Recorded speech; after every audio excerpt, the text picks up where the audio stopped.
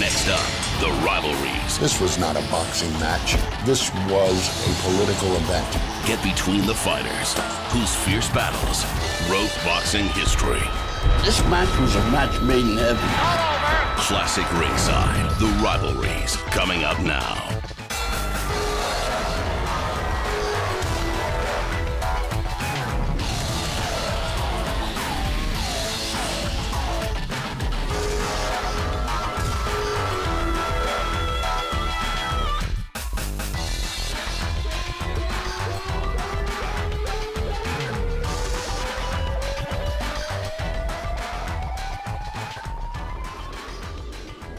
Hi, everybody, and welcome to Ringside Rivalries here on ESPN Classic.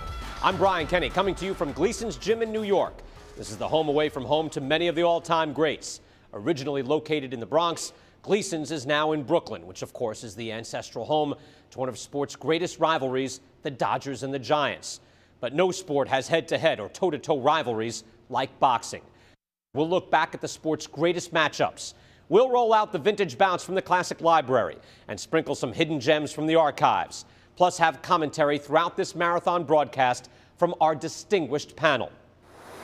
Joining me here at Gleason's is my co-host, boxing historian, and the only man to watch more gladiators in action than Emperor Nero. Two names not enough, Bert Randolph Sugar, the legendary trainer of Muhammad Ali, the former welterweight and middleweight champion of the world, Carmen Basilio, another celebrated trainer, Gil Clancy, Pulitzer Prize-winning journalist, Dave Anderson of the New York Times, author, journalist, and longtime boxing observer, Pete Hamill, and Showtime boxing analyst and our old ESPN boxing friend, Al Bernstein. Here are some of the all-time marquee matchups on tap. Jack Dempsey, Gene Tunney, two legendary heavyweight champions from the Roaring '20s. They slugged it out in two of the most famous fights of the 20th century. Their long count controversy still rages on. We'll have all the action from that epic battle. Louis and Max Schmeling, a double bill of 1930s intrigue, a fight that transcended sports. We'll review all the political and racial tensions that engulf not just one, but the two fights and the two prize fighters and the entire world. Sugar Ray Robinson, Jake LaMotta, a rivalry immortalized in the cinematic masterpiece Raging Bull. These two middleweight greats fought 6 times. That's a rivalry. And their 1951 grand finale is one of boxing's most memorable fights, the St. Valentine's Day Massacre. And we get underway our first rivalry that we begin to explore. Bert Randolph Sugar and Al Bernstein. Dempsey and Tunney. First, let's talk about the greatness of Jack Dempsey. How big was he, Bert? When he beat Jess Willard in 1919, July 4th in Toledo, he became the biggest thing in America. Paul Gallico, who was the sports editor of the New York Daily News, did something by creating a pantheon of greats called the Golden Era of Sports, and the first great he put in it was Jack Dempsey. That was before Babe Ruth and Red Grange and Bill Tilden and Bobby Jones. And Dempsey was the biggest thing in America. First round, he knocks down Willard 7 times. And you can see he hardly goes to a neutral corner, which will cost him later. Every time Willard picks his hands up off the canvas, he's back down. And in fact, there was a major to-do that after that first left he hit him with and broke his jaw in 3 places. The thought was that Dempsey had plaster of Paris in his hands. His manager, Jack Doc Kearns, said plaster of Paris, hell, it was cement.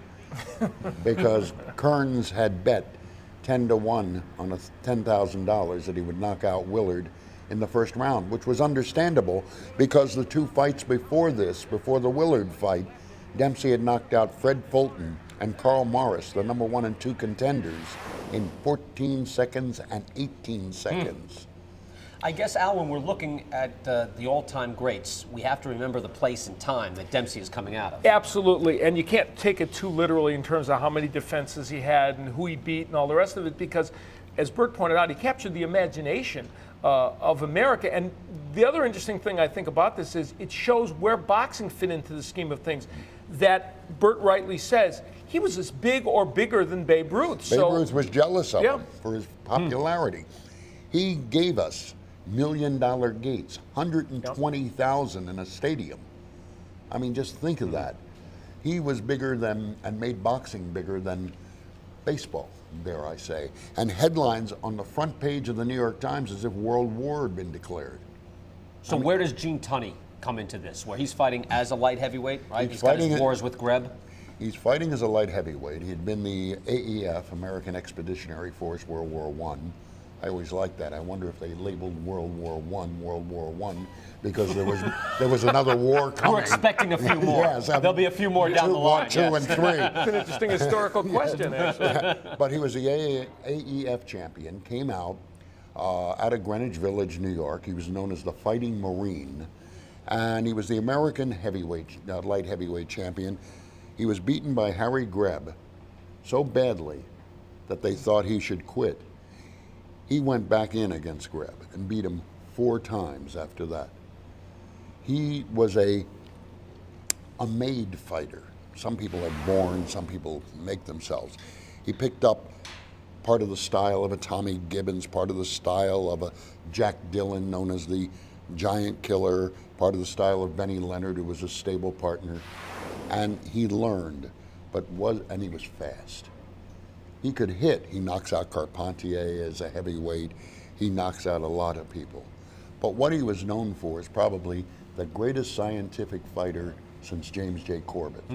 It's interesting too, Al, because he's a guy, as you say, a made fighter. He's a guy who did resistance training, early weightlifting things. He was looking to better himself in every way, but also with his reading and his quoting of Shakespeare and literary things. He counted people like George Bernard Shaw as his friend. Yeah. He was a very bright guy who, as you point out, was a thinking man's fighter as well. And yet, of course, you had George Bernard Shaw as a friend, didn't you?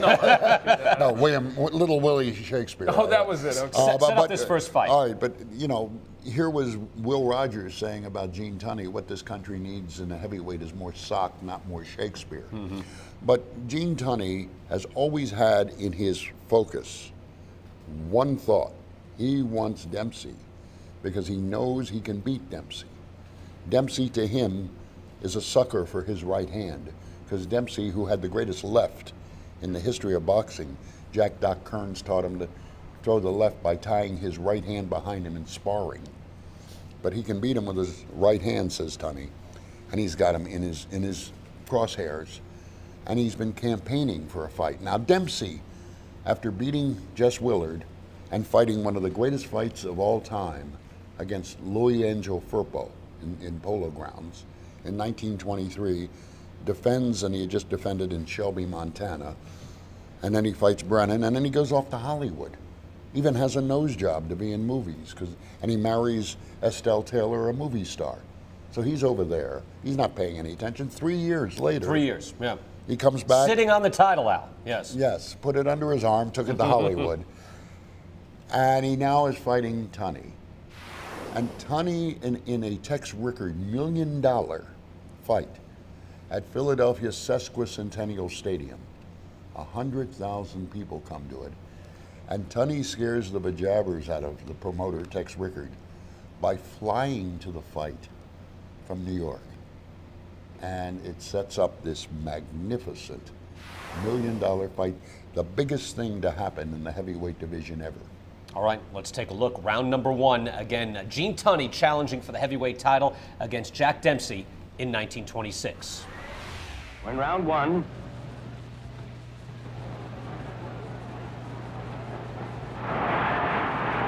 Gene Tunney, with a crew haircut, has the darker trunks.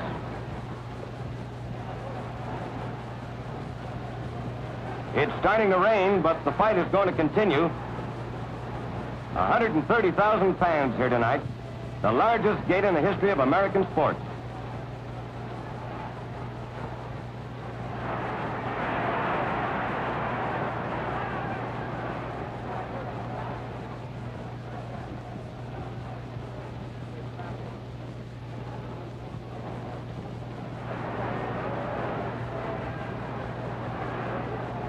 Dempsey hasn't fought for 3 years, but even so, everyone figures it's a cinch for him to win by a knockout within a few rounds. Tunney looks pale, seems tense.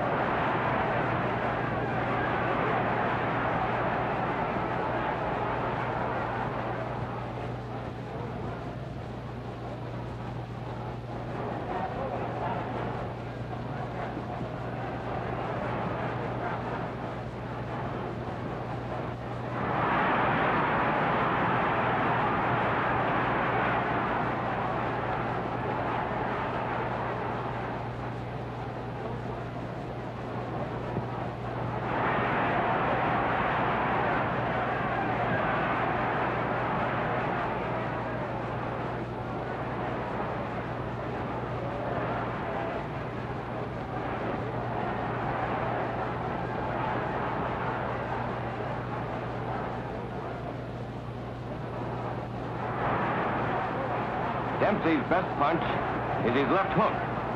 It destroyed those two giants, Jess Willard and Louis Burpo.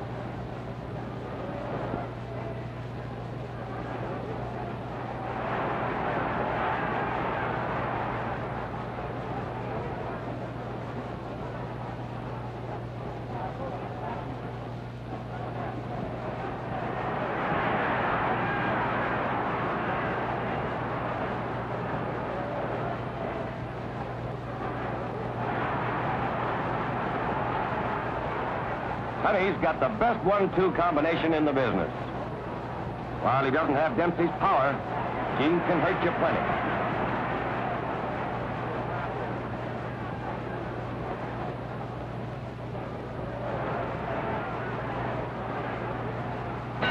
The end of round one.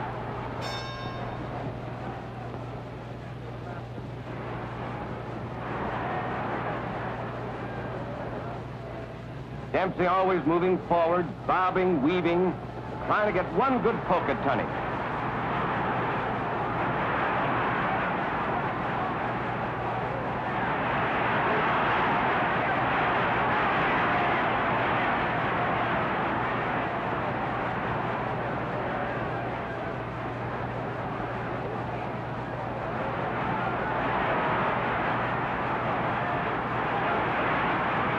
Tunney's a native New Yorker, the first ever to try for the heavyweight crown. Gene started out to be a lawyer, but joined the Marines in 1918. He began boxing in the service. He won the AEF championship and then decided to go into the fight game instead of the law.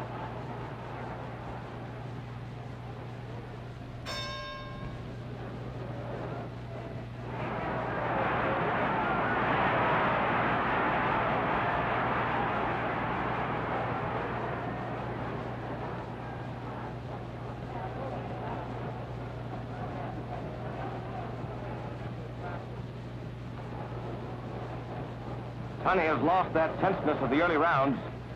He's relaxed now, cool, fighting his own fight.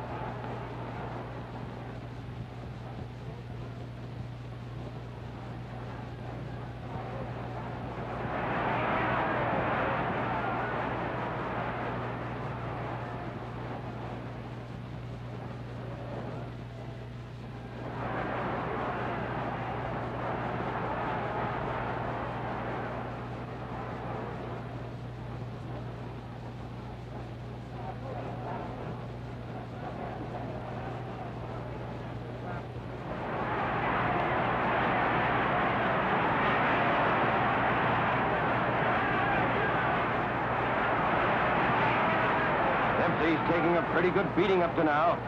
His face is badly swollen. His right eye is cut and closed. We'll be back with more of Dempsey versus Tunney here at Ringside Rivalries, including the rematch at Soldier Field.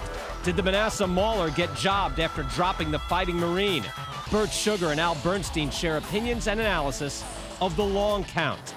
Later this hour, Joe Louis loses for the first time. 10-1 underdog Max Schmeling slays the Brown Bomber.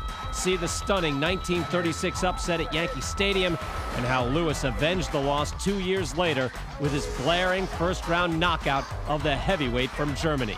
And Schmeling is down. Schmeling is down. Now it's time to get to the conclusion of the initial pairing of the fight game's most famous dynamic duo, Gene Tunney and Jack Dempsey. Their first confrontation took place in Philadelphia in 1926. Let's get back to the action at the start of round 10.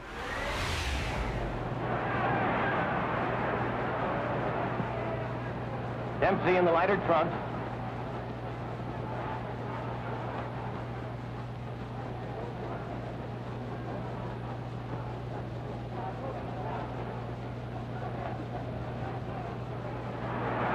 Jack is desperate. He's way behind. He knows his only chance to keep his title now is by a knockout.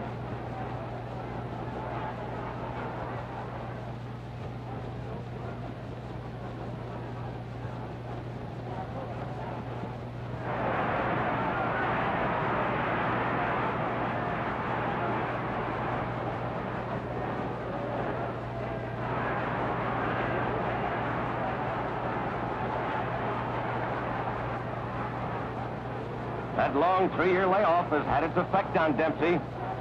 His old speed is gone. His timing is off. And here in the 10th round, he's pretty well used up.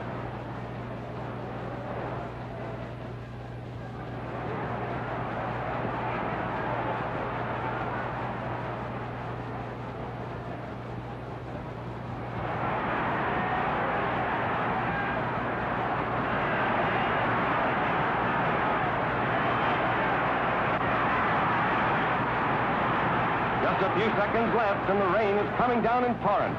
Almost a cloudburst. The end of the fight.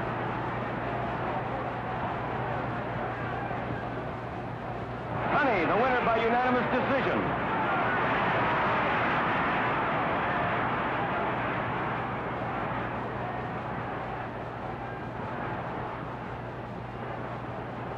No hard feelings on Dempsey's part. He congratulates Gene Tunney, the new heavyweight champion of the world. So Tunney wins a unanimous decision in Philadelphia, outboxing and outfighting the great Dempsey. While the boxing experts predicted that Tunney would break and run from Dempsey's gladiator rushes, the Fighting Marine lived up to his nickname with a hammering attack on the Manasseh Mauler. Here was the newspaper account of the fight in the New York Times. Quote, "There was no question of the victor.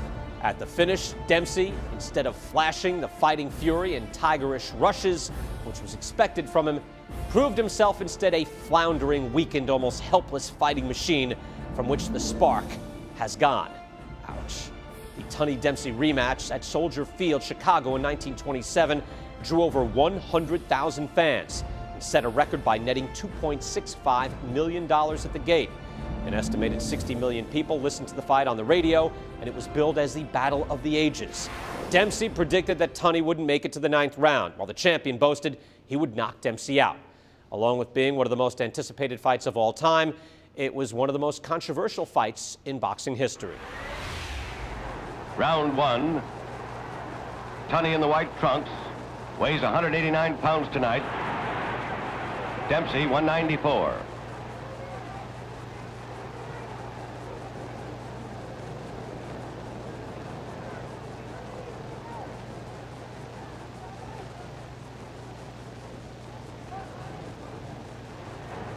The great Jack Dempsey, one of the most popular champions of all time, fighting tonight to win back the title he lost to Gene Tunney the year before.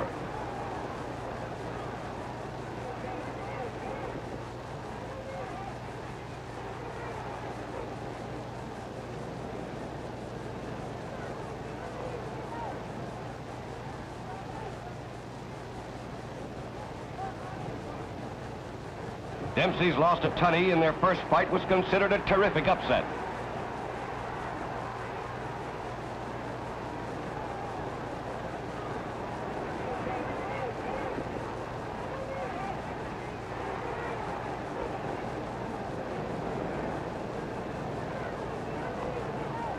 Over 100,000 fans here in Soldiers Field tonight.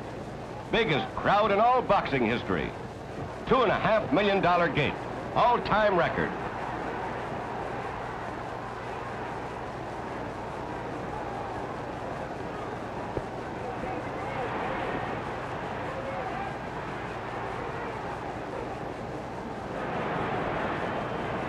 This great crowd has come to see if Dempsey can do what no other heavyweight champion has ever done. Win back the title after once losing it.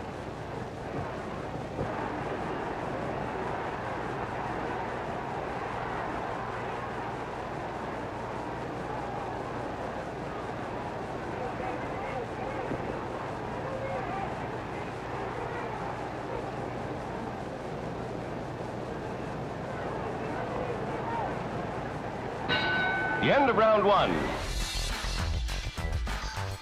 Brian Kenny back here at Gleason's Gym, and welcome back to ESPN Classic Ringside Rivalries. The second Gene Tunney Jack Dempsey heavyweight title fight had followed the same pattern as the first fight. Tunney had the fight under control using his jab to keep Dempsey at bay. But in the 7th round, the former champion stunned Tunney with a left cross and then knocked him to the canvas with a volley of blows. What followed next was one of the most controversial incidents in the history of sports, the infamous long count that spared Tunney his title. Now round 7. Tunney in the white trunks.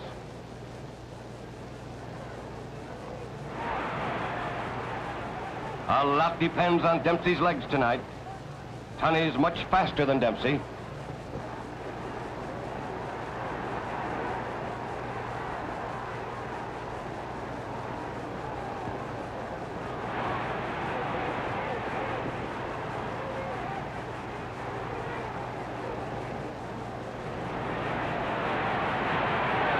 Tunney is down. Referee Dave Barry motions Dempsey to a neutral corner.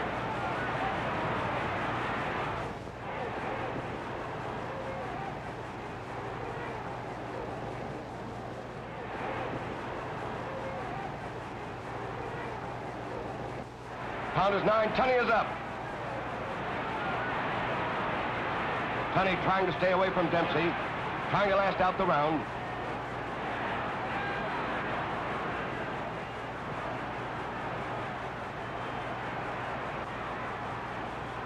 Dempsey's fans yelling to Jack to corner Tunney, but Tunney's too fast.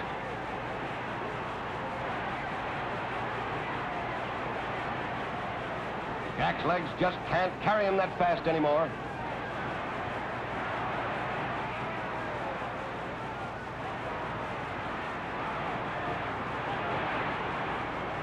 Dempsey's getting disgusted. He screams at Tunney, quit running away, come back and fight. But Tunney stays on that bicycle. He's not ready to trade punches with Dempsey yet a while.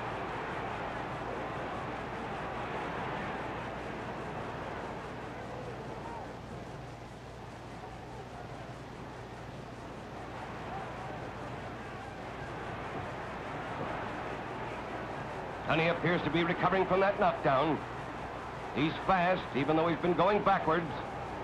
His jab is straight and hard. His right cross has the old sting again. There's the end of round 7, one of the most famous rounds in the entire history of boxing.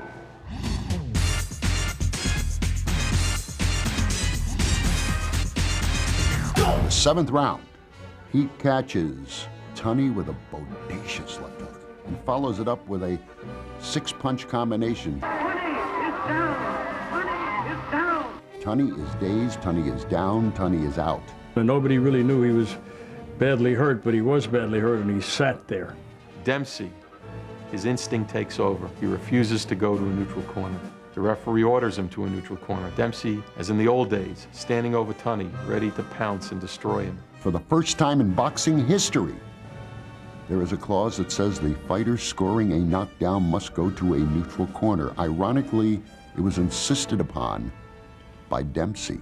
The referee kept waving at him to move over, and when he finally did, the time on the timekeeper's clock was 5 seconds. And they came back. Instead of starting on 6, he started on 1, 2, 3. As a consequence, Tunney is on the canvas for fully 14 seconds, according to the watches of all the reporters who were at the site. 8, 9, and Tunney is up, and now they're at it again. Tunney is backing away, and Dempsey is following Tunney. If he hadn't have had those extra 5 or 6 seconds, would his mind have been clear enough to stay away from Dempsey the remainder of the round? He said, I could have gotten up. But what I don't know is whether I could have gotten away.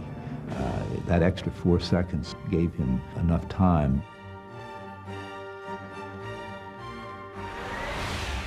All right, so there it is, the long count, Bert. But as we'd seen before, Dempsey had a propensity to stand over a guy and drill him back down to the canvas. There was a reason why the neutral corner was put into effect. Well, it was an agreement by both camps. This was the first time it was really put into a contract. A fighter, because of Dempsey, really. Though there were some theses that said that Dempsey put it in because of his eyes. They had been injured badly in the first Tunney fight. He'd stuck enough lefts in his eyes. But they agreed to it, and what happened was Dempsey did not go to a neutral corner. He just stood over him.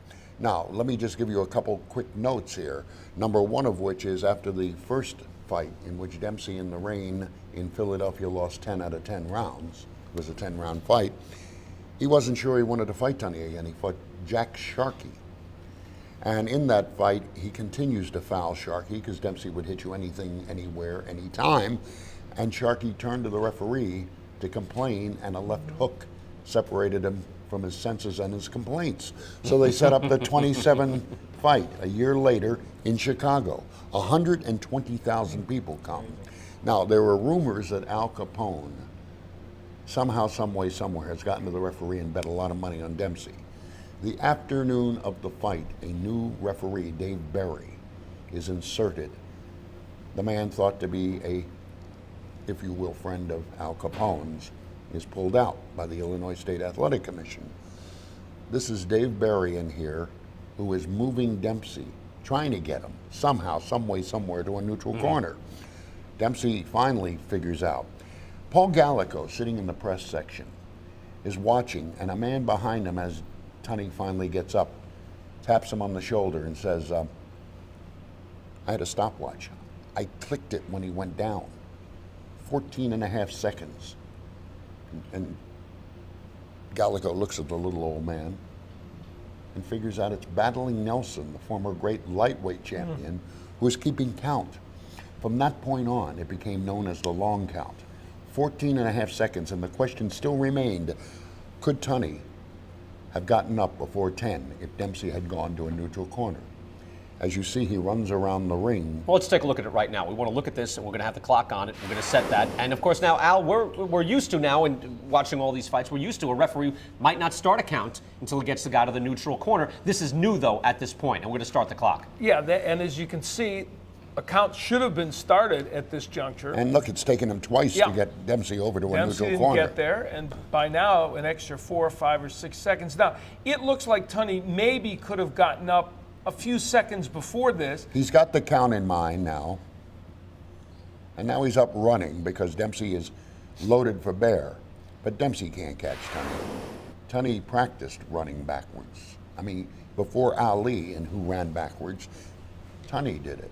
Also, Al, another thing to bring out is a lot of times a referee now will pick up the count, but for many fights, the referee won't pick up a count. He has his own count. He starts the count if the other fighter isn't cooperating with him. I guess there's different ways of doing this. Well, and at ringside, they start the count for the referee as well while he's getting the fighter into the neutral corner. It's interesting. Gene Tunney was really the kind of the guy, in my opinion, that invented the phrase boxer puncher. He really did. And we saw evidence of this when once he was knocked down, as Bert pointed out, and he got up. When he got up in this fight and started moving, you knew this fight was over. That it wasn't going to be a win for Jack. And everybody forgets one thing. In the 8th round, Tunney knocks down Dempsey. Yeah, that's right. And the referee does not make Tunney go to a neutral corner. Oh, no. Well, first, let's go back. Again, this is 1927. We have the radio call to listen in right now. Clem McCarthy with the radio call at the time of Dempsey and Tunney. Which he follows up with 2 mean lefts.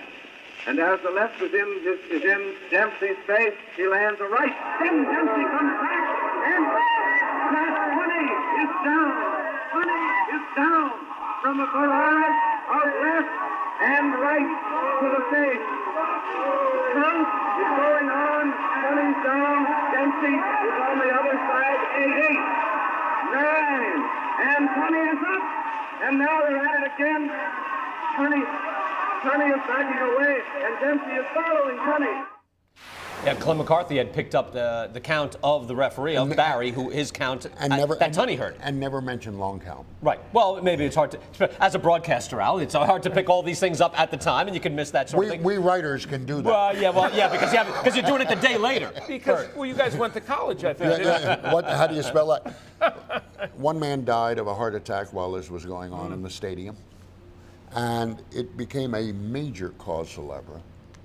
And there was sympathy given to Dempsey, not to Tunney, because of this. Everybody arguing Dempsey won.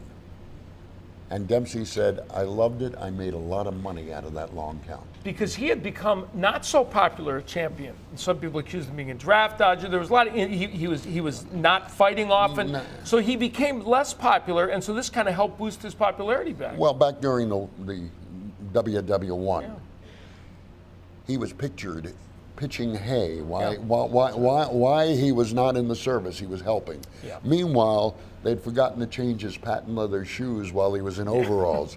He became known as quote unquote a slacker, and was even tried but acquitted as a slacker, draft dodger in our terms. And no, he was not popular, but all of a sudden, he has become very popular now, and more so because of the long count. What's the relationship between the two? Oh, it was very, very close. Dempsey never regretted this, and in fact, he campaigned for Tunney's son Tunney, yeah. in California. John Tunney used to say, "Come and see me, Jack Dempsey will be here," and won in a landslide. Tunney this is Dempsey's last fight. Tunney fights one more time, Tom Heaney, and but for this fight, and then retires, marries, and does well. For this fight, Tunney gets a check from Tex Rickard for the Chicago second fight for $990,000. He won't take it. He writes his own check to Rickard for $10,000 and gets $1 million check. A photostat of that check still hangs in his son's garage. Think of the money. Compared to, this is an era when even Babe Ruth, who was making, I believe, about $80,000, but most players are making several $1,000s. Even Lou Gehrig would get about what, $25,000, $35,000. He's making $1 million for this fight. That is a monstrous gate. And then he did another good thing. He married a steel heiress. So Tunney really he really secured his financial future very well. Not suggesting he didn't marry for love, but I'm saying in addition to the million, it helped. It's nice to be able to love money. Or love and money. All right, thank you guys. So when we come back, Joe Louis, his reign over the heavyweight division lasted nearly 12 years, and during his dynasty, the Brown Bomber faced all comers, including the pride of Germany, then Nazi Germany as well. We'll talk Louis and we'll talk Schmeling when we come back.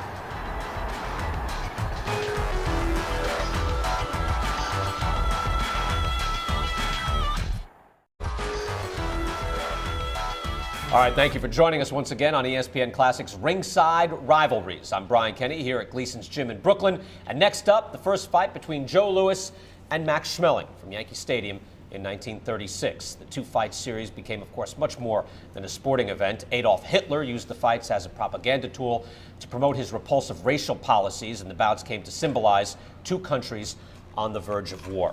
All right, Bert, it's kind of a difficult situation to look at, and you can examine it from many different ways. Where do you stand on Max Schmeling kind of riding the line and trying to, he's not a Nazi, would not buy in, and yet had to ride a certain line, and he did allow himself to be used as a propaganda tool? There was a famous line by John Calhoun, who didn't agree with a lot of what was going on pre-Civil War. My country, right or wrong, my country. I once asked Max Schmeling, I had a chance to meet with him, I said, well, you had dinner with the Fuhrer. And he said, yeah, I had turned the Fuhrer down 4 times. You did not turn the Fuhrer down 5. And he paused and then he said, but I had dinner with Franklin Roosevelt. That did not make me a Democrat. And he said it straight-facedly. I didn't know if he had any humor or not. But he had a Jewish manager, Joe Jacobs. He had Jewish friends. He saved 2 kids during Kristallnacht, and I know one of them. 2 Jewish kids in his hotel room. So Max Schmeling was a fair-minded person, but yes, it was his country. He didn't know how to deal with it. His wife, by the by, Annie Sundra, was thought to be a Nazi. She was a Czechoslovakian film star. But Schmeling, I think, yes, was an opportunist, but yes, he also had, as you say, using your words, Brian, he had to ride a line that was a very thin one. And a dangerous one, too, as well. Al, at this point, I don't know if people who are too young to remember this realize how big a star Joe Louis was in this country before he became champion. How big was Joe Louis before this fight with Schmeling? Well, he was considered, obviously, there had not been a black champion since Jack Johnson, and fight fans really got a kick out of Joe Louis. And even though he had going into the Schmeling fight, there was a lot of popularity, and I think people were anxious to see what he would be able to do against Schmeling. He had beaten, before Schmeling, Jack Sharkey. Sorry, Sharkey was after. He'd beaten Primo Carnera and Max Baer. And this was thought to be Schmeling in the first fight, just another one of those warm bodies who had once worn a title. And yet Schmeling, after watching Louis in action against Polina Yuzgadon, said, I seed something. And what he had seen was Louis dropped his left hand after jabbing, and that he was going to cross over with his right. And he did.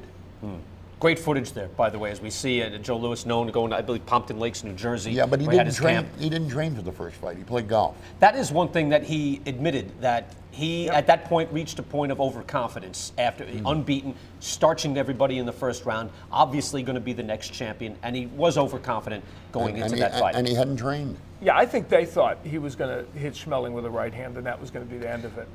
And I think that did breed a lot of overconfidence in him. Another note about Schmeling, in addition to what we talked about, he helped Jews escape Nazi Germany. In addition to the people he hid, he helped people escape for Nazi Germany. And they went out through China because the western part was blocked. So they went out through Shanghai. But Louis was such a favorite, not only of the fans, but of the betting crowd, that the days before the first fight in '36, nobody was picking Schmeling. And there's a famous scene at the New York Journal-American where Bill Farnsworth, the editor, is looking around for anybody. Please, we need somebody to pick Schmeling. We're selling newspapers here. He picked his son, a copy boy. You know, here are all the choices for Louis. Here's Bill Farnsworth Jr. Schmeling. When Schmeling won, Bill Farnsworth Jr. became an instant celebrity, and he hadn't picked him. His father had picked him for him. There's the bell, and they step out, both men cautiously, and there's sparring around in the center of the ring there. Neither man, Louis lashed out with the left hand, but very light, just lashed out with the left, and Max Schmeling sent over a hard right, but it was short.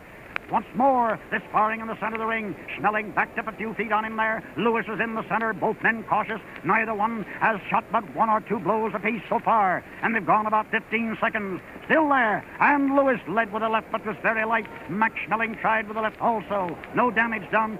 He has colored Schmeling's eyes just a trifle. And once more, Louis lashed out with a left hand that caught Schmeling, but not hard. Schmeling tried with the left, and he came in close in a clinch. They're both trying the 4 light uppercuts, but no damage done, and quickly broke at the command of Donovan. Louis stands in the center of the ring. Schmeling is over near my neutral corner here.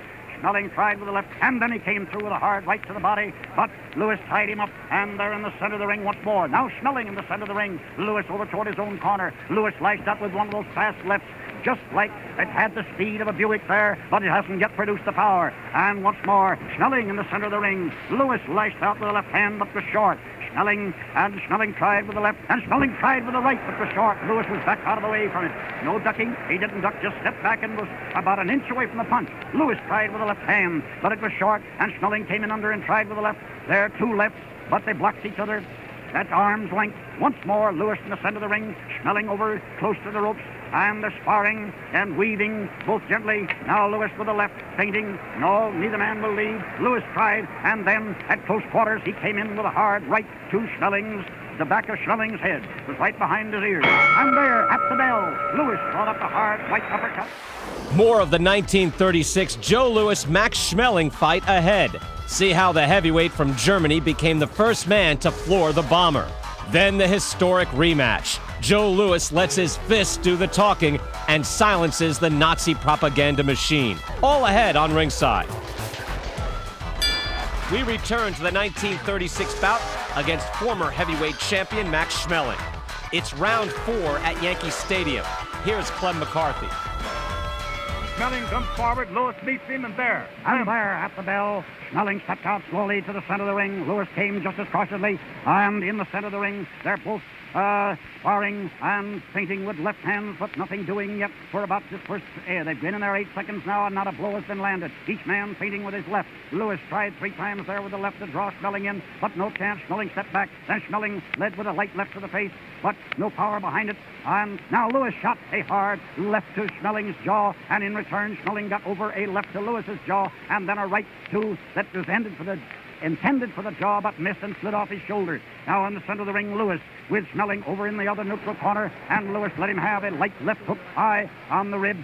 And back in the center of the ring, Schmeling led with a left, but was very low, and he didn't try to finish the blow. And to step back to the center of the ring, Louis keeps following him up and watching carefully. No change in Louis's expression. There he got out that straight left.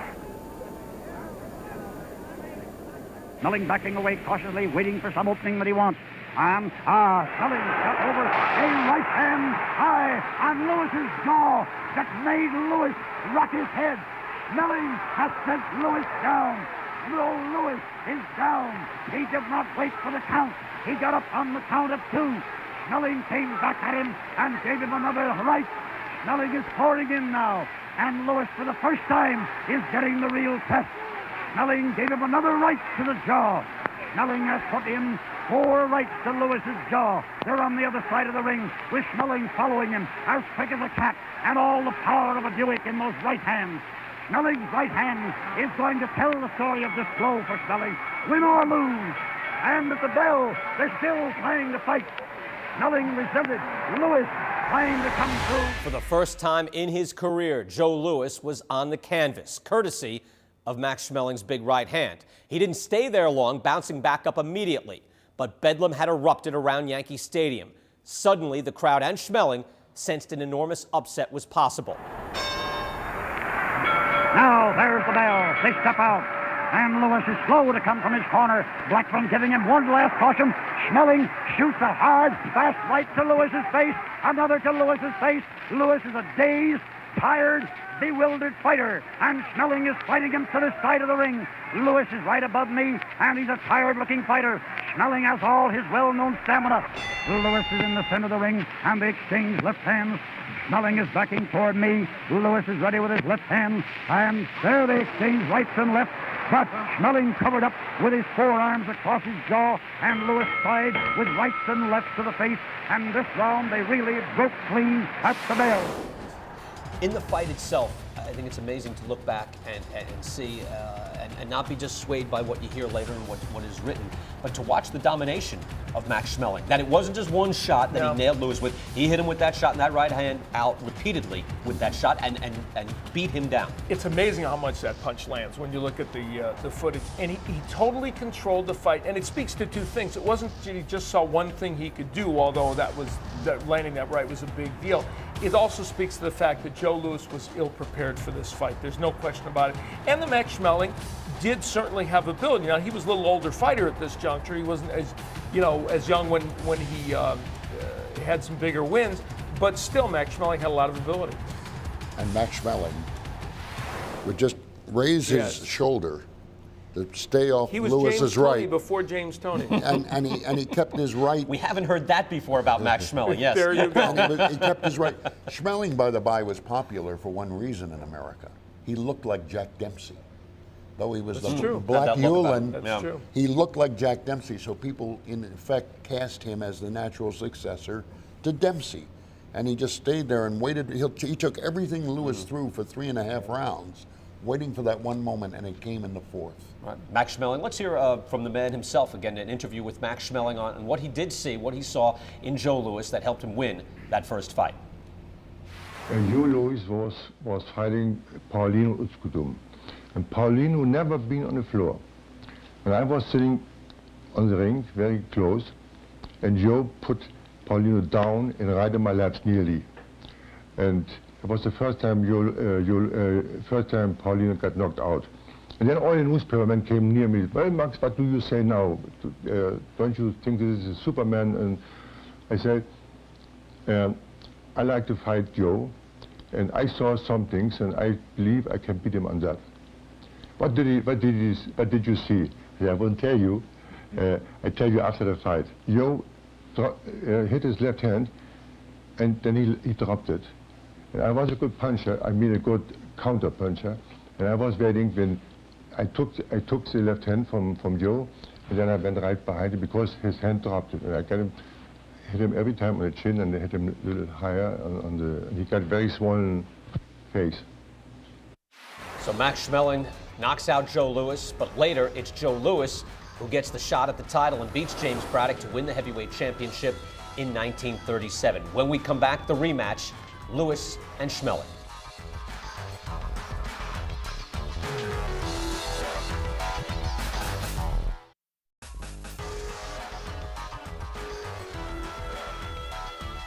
Back here at Gleason's Gym, Brian Kenny, Al Bernstein, and Bert Randolph Sugar, and Louis Schmeling 2, one of the greatest sporting events in all of history. And it's fascinating with all the political events going around between Nazi Germany and the United States and Schmeling and Louis. There's boxing politics as well. I think people out there might not realize that it is Schmeling who dominates Joe Louis, knocks out Joe Louis, but it's Joe Louis who gets the shot at the title. How does that happen, Bert? There's a war going on, small W versus what is to come, between 20th century boxing, which is Mike Jacobs, and Madison Square Garden Jimmy Johnston. Jimmy Johnston has the contract for Max Schmeling for the Garden. Mike Jacobs has the contract for Joe Louis. So what Mike Jacobs does is he gets Braddock and Braddock's manager, Joe Gould, to agree to take 10% of Louis's purse for the next 10 years. They get the fight, even though Max Schmeling comes to New York and stands on the scale for a weigh-in. The fight between Louis and Braddock is in Chicago, and Louis wins. This is the Cinderella man, Al, who is cashing in because he sees Louis and he knows he's not going to be a champion very long. Yeah, absolutely. And then that fight took place, and of course it catapulted Louis to the fight with Schmeling and created this situation where it could be a champion fighting Max Schmeling. And yet it was Louis who had to, really avenge this loss. What was the thought as far as him being a champion, but still that unavenged knockout loss to Max Schmeling? He thought he'd never be considered a champion, at least in his own mind, until he avenged his loss to Schmeling. And though he defended first against Tommy Farr and then against John Henry Lewis, he wanted Schmeling. So in 1938, 2 years after the first loss to Schmeling, 1 year after he wins from Braddock, Louis climbs in the ring in what many considered politically and sociologically as the war to come battle. There were people who didn't want that fight to take place because they thought if Schmeling won, and there was still the belief he could, he would take that title home to Germany and it would be frozen and it would never come back. There were pickets outside. There was a lot of turmoil in the stadium, Yankee Stadium, that night. This was a massive event. Yeah, here is Yankee Stadium, 80,000 people coming in. The tension in this fight is incredible. And to buttress what Bert said, it shows you how important the heavyweight championship was and how America viewed it then. The idea of this championship going to Europe, and more importantly, going to a country where we'd seen Schmeling was being used for propaganda to show the Aryan race was superior. Let it be known that America was not above using Joe Louis for propaganda, for democratic ends. Right. Franklin Roosevelt at the White House felt Joe Louis's arm and said, "Joe, we need these muscles for democracy." So what you had was the pitting of democracy versus the Nazi dictatorship, and it was on a world stage. This was not a boxing match. This was a political event. Let's go to Yankee Stadium right now. Again, an estimated 70 million people listened to NBC's radio broadcast of the fight. Clem McCarthy told his audience that, quote, "This was the greatest fight of our generation." Let's get to the action, accompanied by McCarthy's radio call. Calmly getting last word from Doc Casey, and they're ready with the bell just about to ring. And there we are. And they got to the ring right together with Arthur Donovan Stipper and ground them. And Joe Louis is in the center of the ring. Max going around him. Joe Louis led quick with two straight lefts to the chin. Both of them light, but as the men clinch, Joe Louis tries to get over two hard lefts, and Max tries him up in the breakaway clean. On the far side of the ring now, Max with his back to the hook, and Louis hooks a left to Max's head quickly, and shoots over a hard right to Max's head. Louis, a left to Max's jaw, a right to his head. Max shoots a hard right to Louis. Louis with the old 1-2. The first to left in the fight. And there Max Schmeling caught him with his guard down and caught that right hand to Louis's jaw. But Louis was going away with the punch at the time. Now Max is backing away against the ropes. Louis is following him and watching for that chance. He is crowding Schmeling. Schmeling is not sitting around very much, but his head quickly and shoots over a hard right to Max's head. Louis, a left to Max's jaw, a right to his head. Max shoots a hard right to Louis. Louis with the old 1-2. The first to left and then the right. He's landed more blows in this one round than he landed in only 5 rounds of the other fight. He's not sitting around very much, but his face is already marked, and they stepped into a fast clinch, and at close range, Louis fights desperately to bring up a left to the jaw and a right to the body, and coming out of that clinch, he got over a hard right, and then stabbed Max with a good straight left jab, and Max backed away and missed the right. Louis then stopped him with 2 straight lefts to the face and brought over that hard right to the head, high on the temple, and Max tied him up in a clinch and rope ground. His back against the ropes again there, not too close to the ropes. Louis out, and Louis missed with a left swing, but in close, brought him a hard right over to the jaw, and again a right to the body, a left hook, a right to the head, a left to the head, a right. Schmeling is going down, but he held to his feet, held to the rope, looked to his corner in helplessness, and Schmeling is down. Schmeling is down. The count is 4. And he's up, and Louis right and left to the head, a left to the jaw, a right to the head, and Donovan is watching carefully. Louis measured him right to the body, a left up to the jaw, and Schmeling is down. The count is 5, 6, 7, 8. The men are in the ring. The fight is over. On a technical knockout, Max Schmeling is beaten in 1 round. One of the most famous calls in all of sports history, and anybody who became a sportscaster remember Schmeling is down, 5. And you're thinking, was it 5 before? Was it 5 then? Wow, I mean, it's incredible to see. And meanwhile, in the totalitarian country of Germany, yeah, they didn't hear that. They pulled the plug. Yep.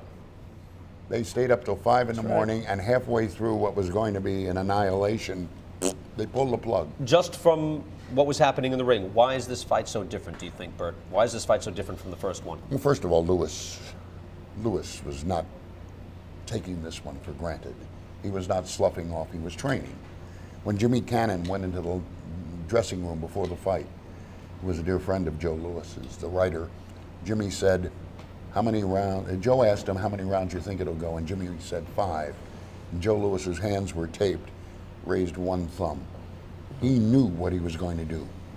He was coming out. Let Schmeling wait to throw his right hand. There was no way. He wasn't prepared. And also, I think there's been books and movies done about this, and more to come. I think Max Schmeling was a preoccupied human being. He was very uncomfortable with the way he was being used before this fight.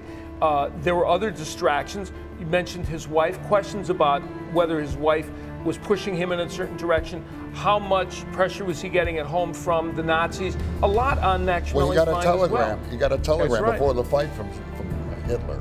Yep. We're with you, der Führer. Shook him up. His manager couldn't be there that night. Yep.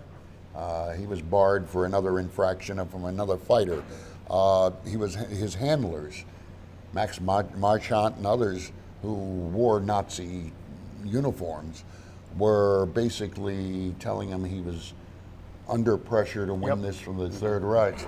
And he went in and they threw things at him as he came into the ring. I mean, he did not go in a good frame of mind to begin with. You can see, and it's important to watch these tapes, watch these old films, you can see, in a fighter, energy comes out of a fighter. Yes. You can feel that, whatever that is, that fighting spirit, and the spirit's very different in Schmeling coming into the second fight. And also Louis. Absolutely right. He felt that was probably Joe Louis at his peak, at his meanest peak, as it was later described. More Joe Louis coming up here as Louis takes on Billy Conn in 2 more classic duels. Also later on, return to the middleweight division, which of course had many of its famous Donnybrooks, including Tony Zale and Rocky Graziano. That trilogy coming up and more. Stay here. He takes a right to the body, a left hook to the jaw. Again, Graziano is staggered, and I don't know what's holding him up.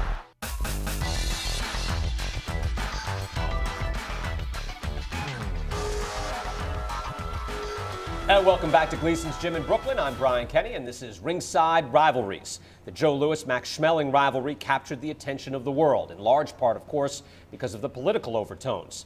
One of the Brown Bombers' most other noted rivals was Billy Conn.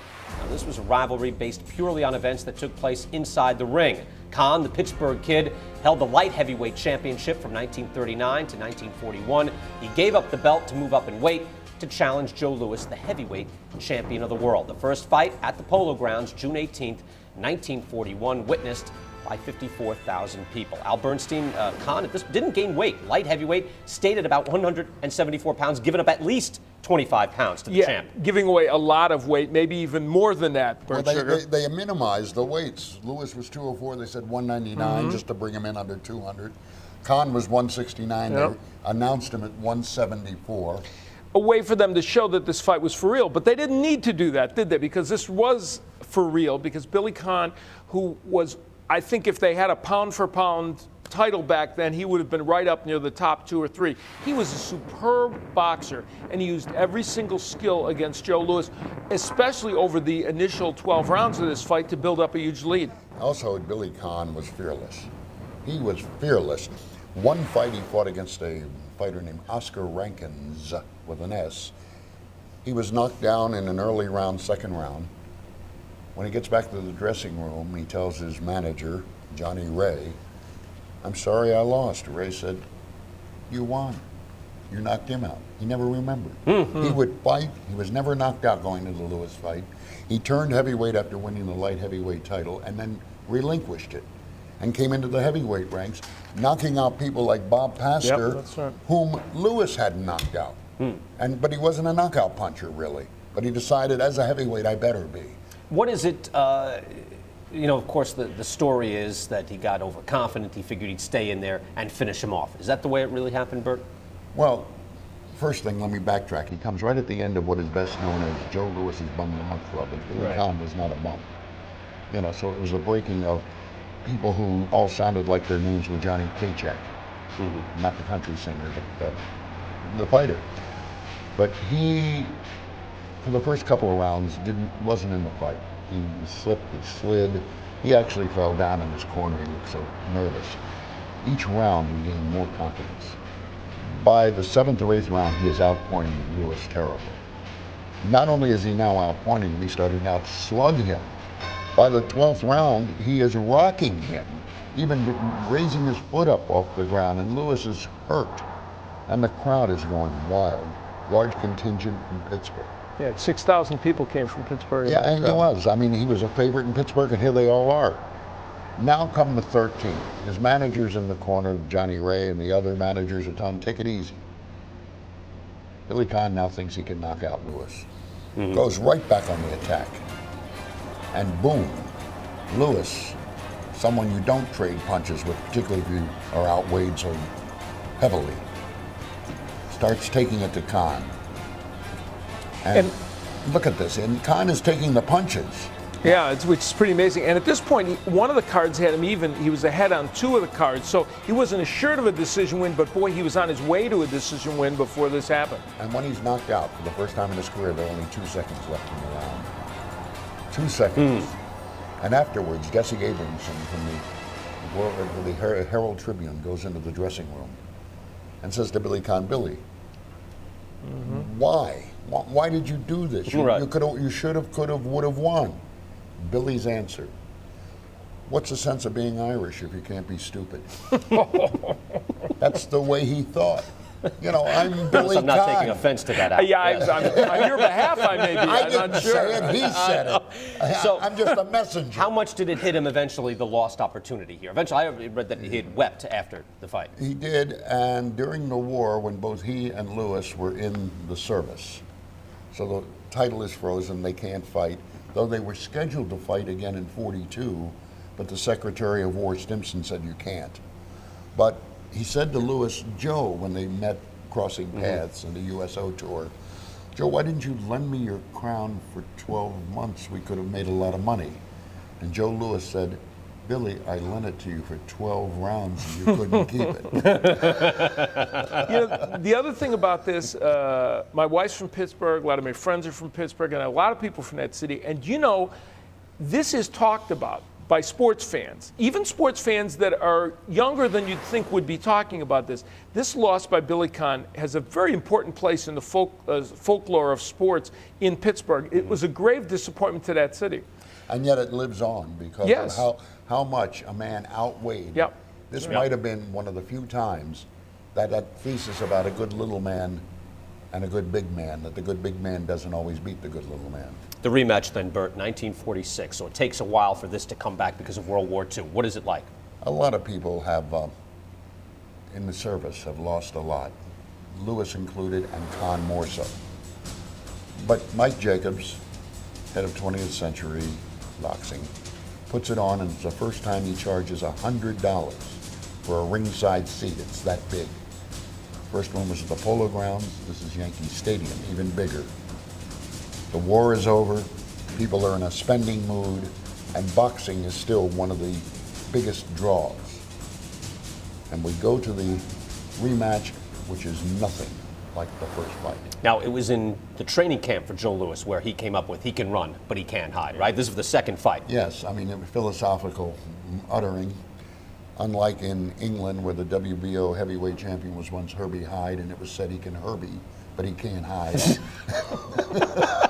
Where he comes up with that out, you know what? I get sit that in in. awe. I don't, you know, a Herbie Hyde reference. You can't do better than that. Yeah. So Conn is not the same type of fighter out at this point. No, in his he's life. not. And a lot, as Bert pointed out, a lot had transpired. And in his case, his skills had degenerated a bit. And here he was still facing a heavyweight, mind you. And he was not able to cope with the Louis power. I mean, it was a big draw, but it was no Yeah. great fight. The one thing I mentioned as a historical reference, when Conn is knocked down and out in the second fight, his involuntary motions throw his arms over his face in exactly the same pose as Jack Johnson in the 1915 fight versus Willard, where he claimed he was hiding his eyes from the sun, and Billy Conn was being knocked out at night in the same pose.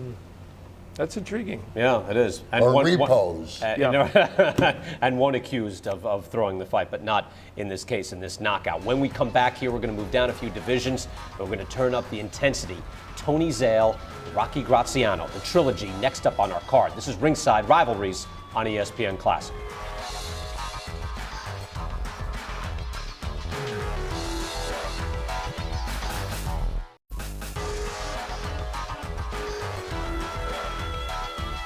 And welcome back to ESPN Classic's Ringside Rivalries. I'm Brian Kenny. Welcome back, and welcome back to Gleason's Gym in Brooklyn.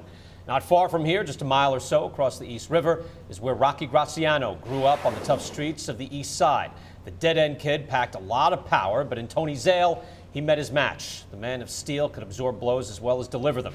Over a 21-month period from 1946 to 1948, the two middleweights went at each other in three of the most memorable fights ever staged. All right, Bert, tell us about Rocky Graziano. What's he all about? Rocky Graziano was the dead-end kid. He really was. He once told me, he said, I never stole anything that didn't begin with an A. A purse, a car, a train. I mean, he stole. He was really, took that approach into the ring. He was supposed to be in the brig during World War II for having clocked an officer. He escaped, fought under, his name is Rocco Barbella. He fought under the name Graziano. A friend of his name. They were looking for him. He's fighting. And he's fighting, let me tell you how he's fighting.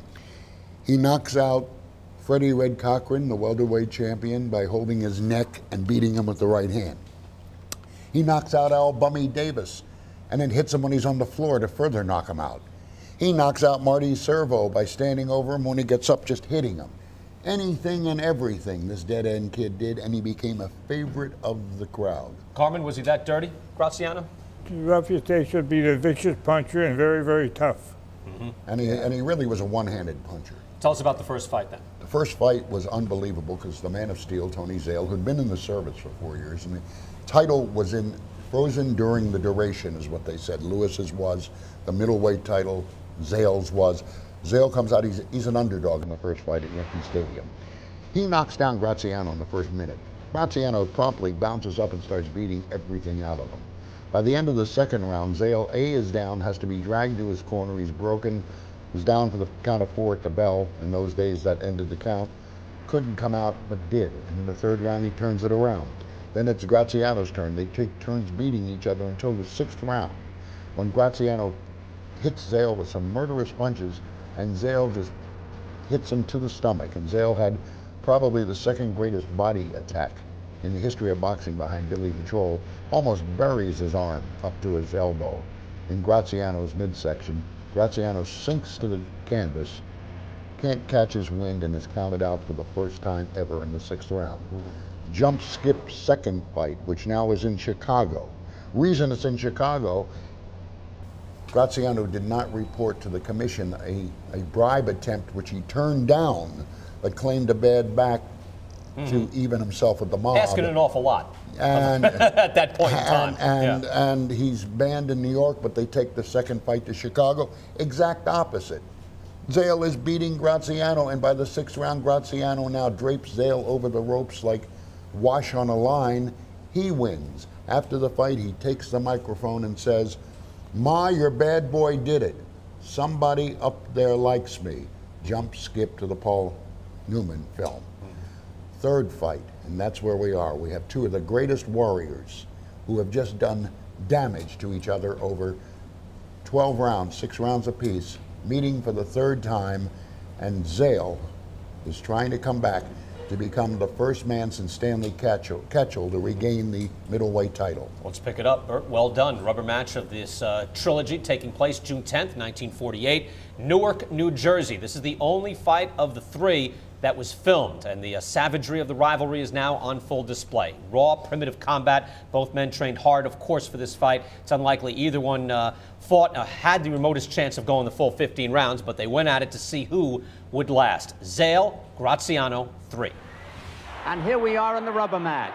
Rocky put in a light left hand on the chin. Zale feints the left hand. Zale goes into a crouch, so does Graziano. Graziano moves away from a jab, misses a left hand over the head of Zale.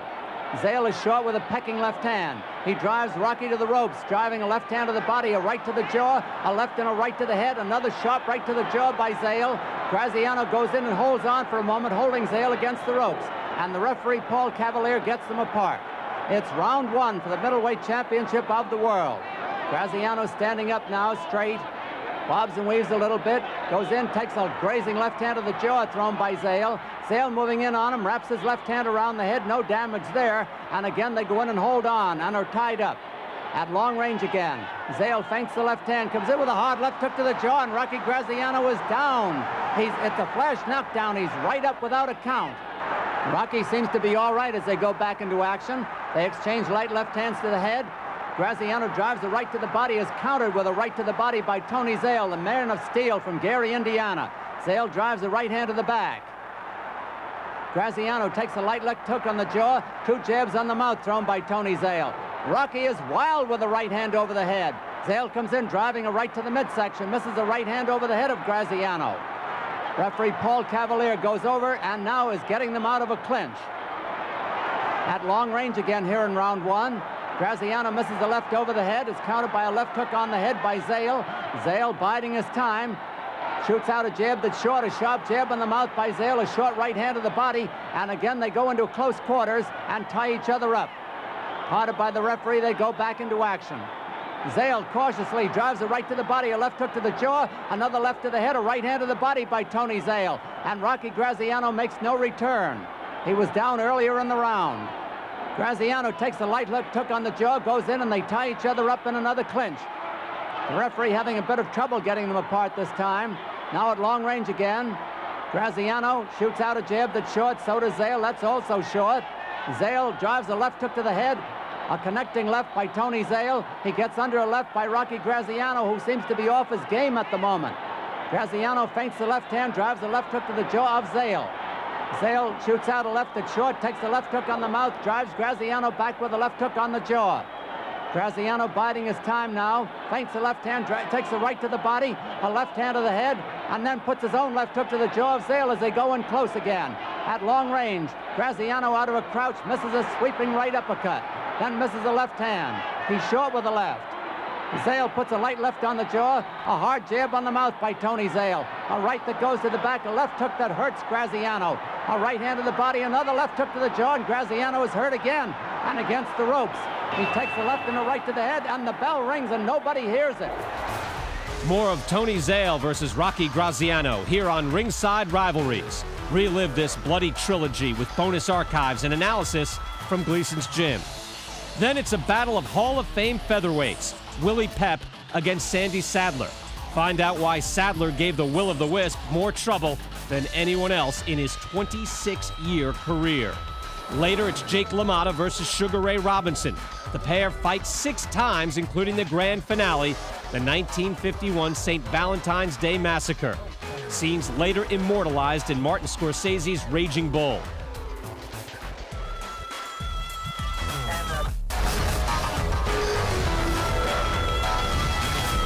Welcome back to Ringside Rivalries. I'm Brian Kenny. After coming back from the brink of defeat to batter Zale in their second slugfest, Graziano declared that he had won the fight because somebody up there likes me. That, of course, is the title of the film that depicts Graziano's life story.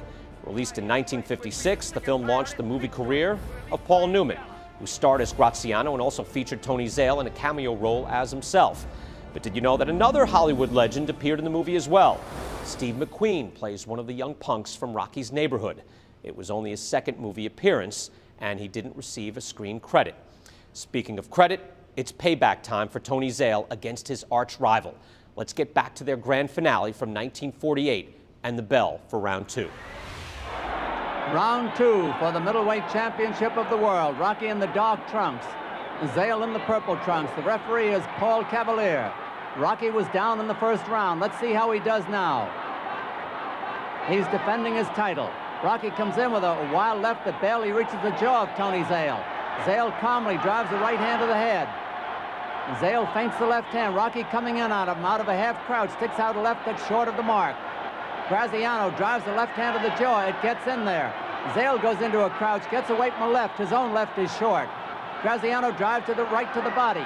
He takes a left and a right to the jaw by Zale. Graziano is short with the left hand. Zale drives the right to the body. Rocky hooks his own left hand to the jaw.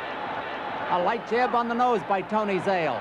Graziano out of a half crouch. He bobs and weaves a lot. He comes in there with a lead right hand to the jaw. Another right to the jaw by Graziano.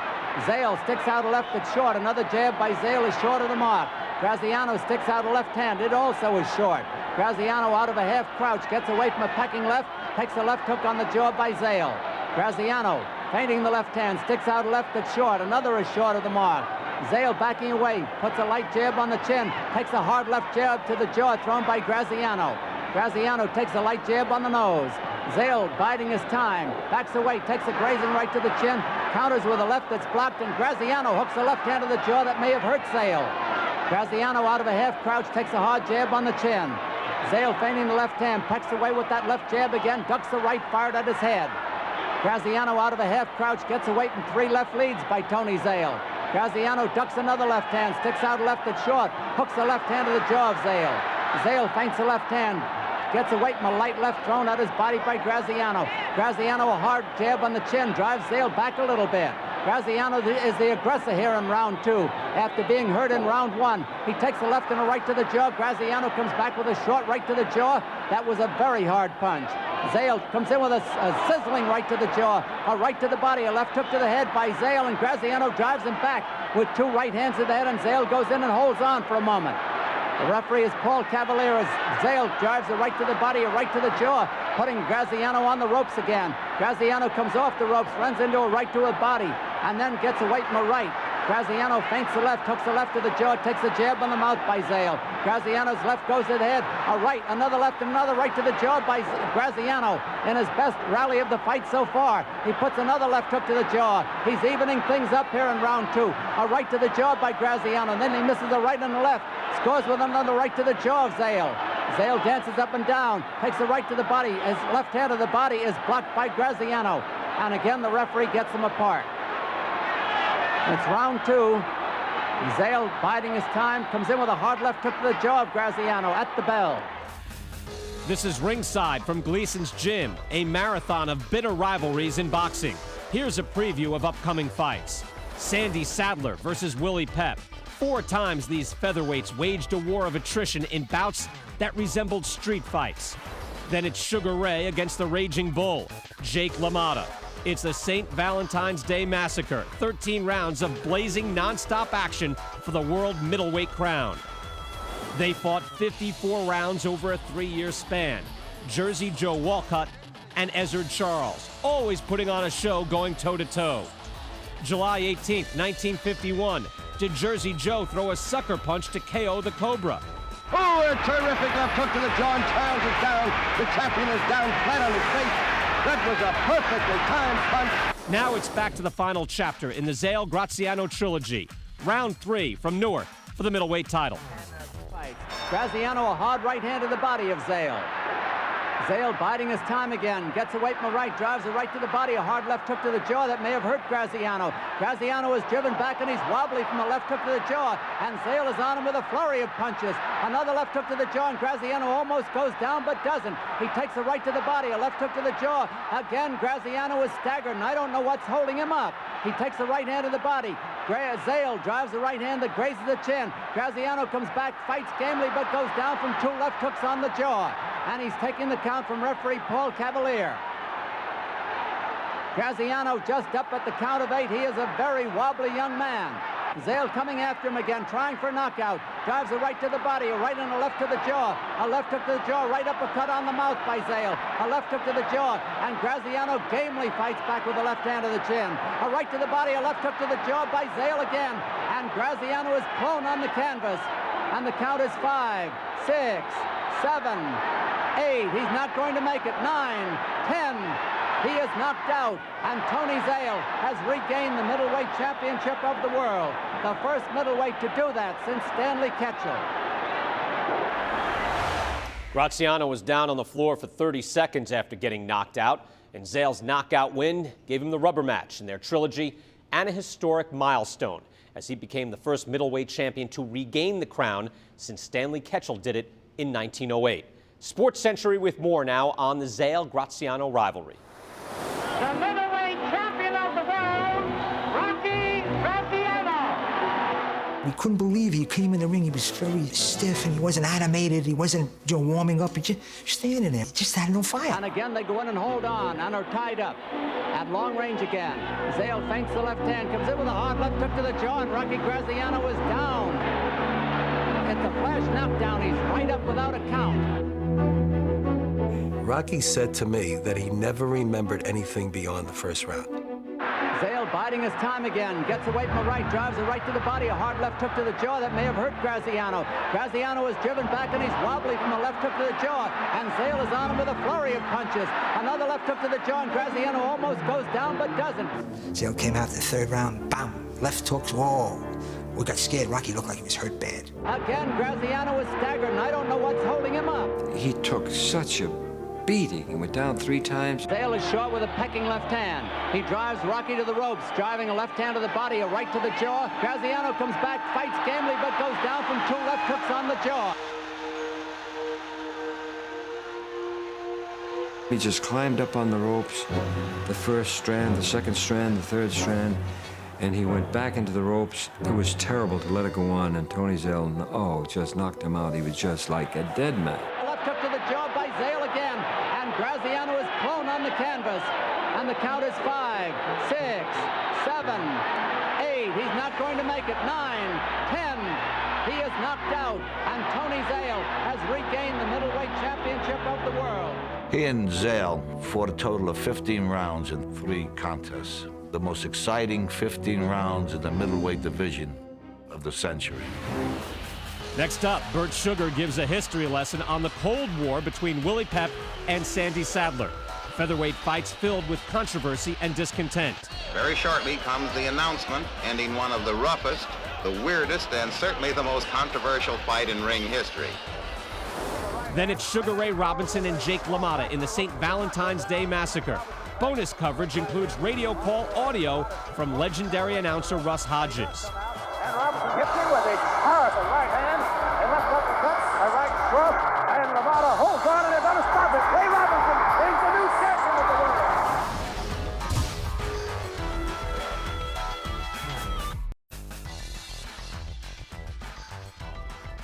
Welcome back to ESPN Classics Ringside Rivalries. I'm Brian Kenny here at Gleason's Gym in Brooklyn. Next on the card, one of the nastiest rivalries in all of boxing, Willie Pep versus Sandy Sadler.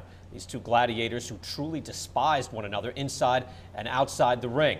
These two battled for the featherweight crown 4 times, mutual animosity increasing with each bout. Both fighters frequently resorted to dirty tactics. We have this quote now from the New York Times after their 4th and final fight in 1951. The quote, "For roughness, disregard of ring rules, and ethics and wild fighting, this surpassed anything seen in the 3 previous meetings of these bitter ring rivals." Both fighters were guilty of the collar and elbow, rough and tumble style of fighting made famous on the waterfront.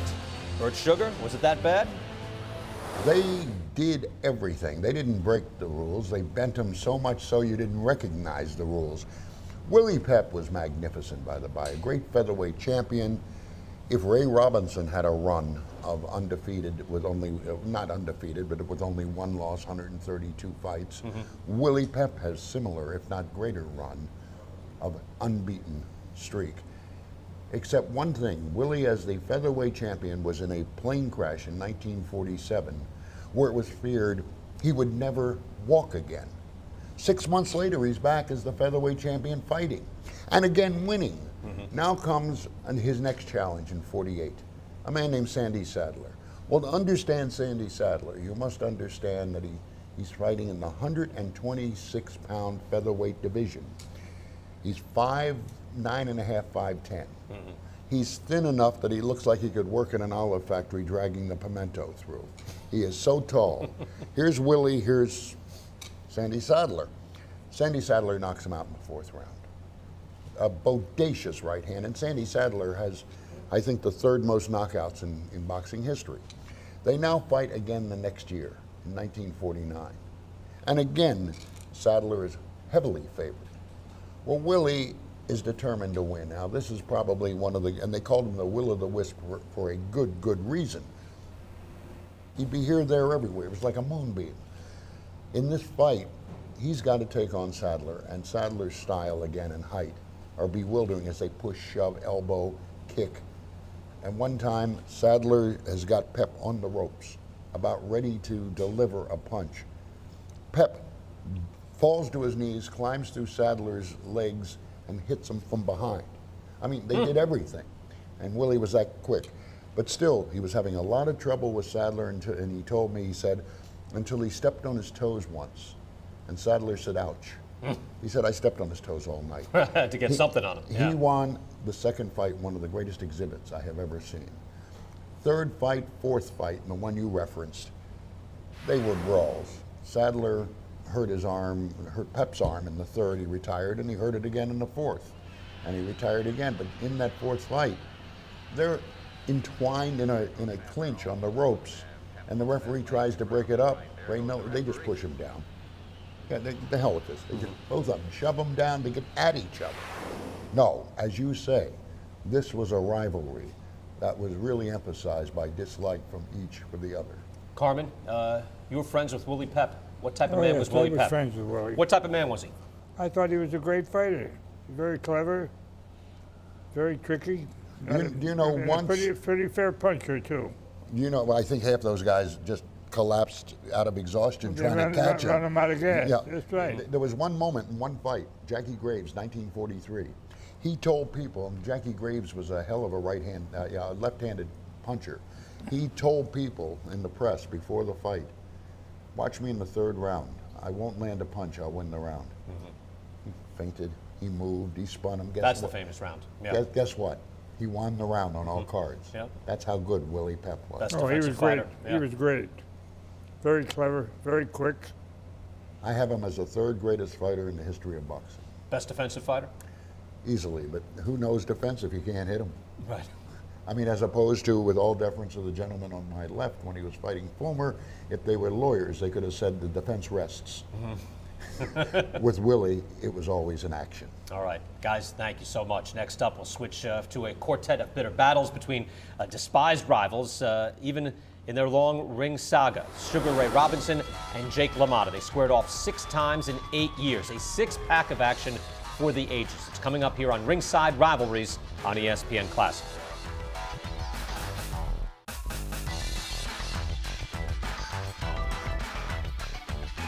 Welcome back to ESPN Classic's Ringside from Gleason's Gym.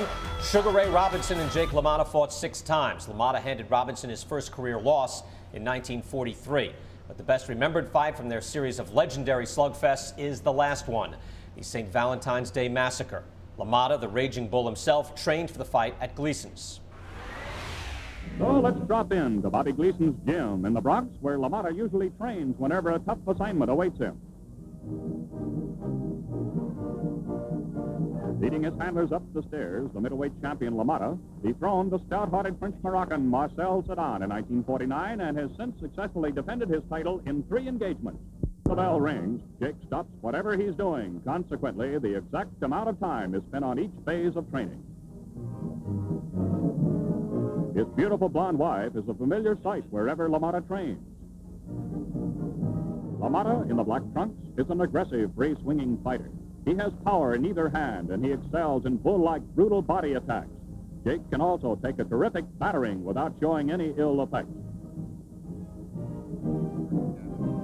Endurance and stamina have always been in LaMotta's favor, but the wear and tear of the ring has taken their toll, and Jake faces a severe test against Sugar Ray.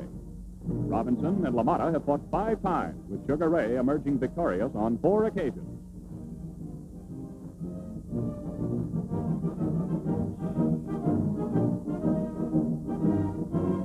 Five years have elapsed since their last meeting. LaMotta, since acquiring the middleweight title, has become a very cautious fighter. But come February 14, caution will be thrown to the wind as the champions meet his severest test, the dazzling and hard-punching Ray Robinson. Well, much of what is known now about Jake LaMotta, I think, rests on Raging Bull and what we've seen this generation, what they've seen of Jake LaMotta. So, Bert, let me start with you. What type of man was Jake LaMotta? Well, first of all, they say he was a great puncher. He only went to the body because he had very fragile hands, very small hands. In fact, he would have to shoot him with Novocaine before a fight. They were that fragile. Also, they talk about Robinson and LaMotta. LaMotta started in the amateurs as 189 pounds. You can see it in his frame. He then fought his first year as a pro as a light heavyweight, 175. Then came down to middleweight by starving himself so that he would be training on water just to keep 160. He was, he was an unusual fighter in terms of making the most out of what he had. And he was a great fighter, and there's one point in that Raging Bull that he claims never happened. He never went across the ring and said anything to Ray Robinson after that fight because he had to sit on a stool for 20 minutes. After not going down. Yeah, something he took pride in later in life, throughout his life, saying he never went down. But he had to sit on a stool, so he never went over to tell Ray, hey, you didn't knock me down. Right. Pete, what are your recollections of LaMotta? Well, the reputation he had around New York, among other fighters, was that he was one of the worst human beings who ever lived. Okay. And I think that after Walter O'Malley died, he probably had full claim on that title. But he was, as Bert said, a great fighter, I think. And determination, heart, will. Even in the fights that he did some business, the Billy Fox fight and some others, he still refused to go down. He would take the beating. And I don't think he was so crucial to Robinson as Dave points out in his wonderful book, as Fritzy Zivik was. When Ray finally fought Zivik, who was one of the dirtiest fighters ever and tough, and came out the other end, I think Ray knew then how good he was. He said he learned more from fighting him, Zivik, than all the other fights put together. Dave, what did Ray Robinson say about his battles with LaMotta? Well, the one thing I remember is, and you're probably right, Bert, I don't think he